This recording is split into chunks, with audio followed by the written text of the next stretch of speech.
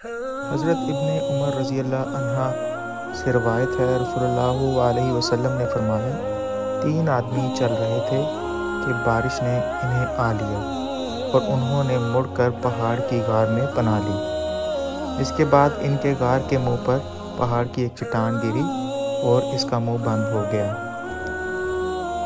اب بعض نے بعض سے کہا کہ تم نے جو نیک کام کیے ہیں ان میں ایسے کام کو دھیان میں لاؤ جو تم نے خالص اللہ کے لیے کیا ہوتا، تاکہ اللہ سے اس کے ذریعے دعا کرو، ممکن ہے کہ وہ غار کو۔ اس پر ان میں سے ایک نے کہا، اے اللہ، میرے والدین تھے اور بہت بوڑھے تھے، میرے چھوٹے چھوٹے بچے بھی تھے، میں ان کے لیے بکریاں چراتا تھا اور واپس آ کر دودھ نکالتا تو سب سے پہلے اپنے والدین کو پلاتا تھا اور اپنے بچوں سے بھی پہلے۔ ایک دن چارے کی تلاش نے مجھے بہت دور لے جا ڈالا، چنانچہ میں رات گئے واپس آیا تو میں نے دیکھا کہ میرے والدین سو چکے ہیں۔ پھر میں نے معمول کے مطابق دودھ نکالا، پھر میں دوہا ہوا دودھ لے کر آیا اور ان کے سرہانے کھڑا ہو گیا۔ میں یہ گوارا نہیں کر سکتا تھا کہ انہیں سونے میں جگاؤں، اور یہ بھی مجھ سے نہیں ہو سکتا تھا کہ والدین سے پہلے بچوں کو پلاؤں۔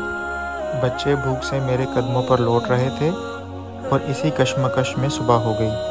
بس اے اللہ، اگر تیرے علم میں یہ کام میں نے صرف تیری رضا حاصل کرنے کے لیے کیا تھا تو ہمارے لیے کشادگی پیدا کر دے کہ ہم آسمان دیکھ سکیں۔ اللہ تعالیٰ نے دعا قبول کی اور ان کے لیے اتنی کشادگی پیدا کر دی کہ وہ آسمان کو دیکھ سکتے۔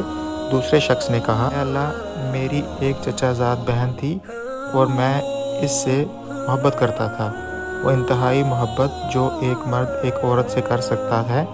میں نے اسے مانگا تو اس نے انکار کیا اور صرف اسی شرط پر راضی ہوئی کہ میں نے دوڑ دھوپ کی اور 100 دینار جمع کر لایا، پھر اس کے پاس انہیں لے گیا۔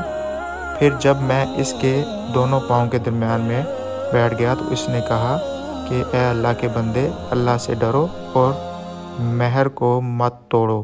میں یہ سن کر کھڑا ہو گیا اور زنا سے باز رہا۔ بس اگر تیرے علم میں بھی میں نے یہ کام تیری رضا اور خوشنودی حاصل کرنے کے لیے کیا تھا تو ہمارے لیے کچھ اور کشادگی پیدا کر دے۔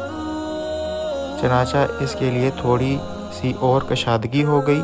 تیسرے شخص نے کہا، اے اللہ، میں نے ایک مزدور ایک فرق چاول کی مزدوری پر رکھا تھا، میں نے اپنا کام پورا کر کے کہا کہ میری مزدوری دو۔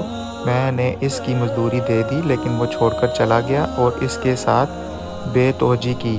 میں اس بچے ہوئے دھان کو بوتا رہا اور اس طرح میں نے اس سے ایک گائے اور اس کا چرواہا کر لیا۔ پھر جب وہ آیا تو میں نے اس سے کہا کہ یہ گائے اور چرواہا لے جاؤ۔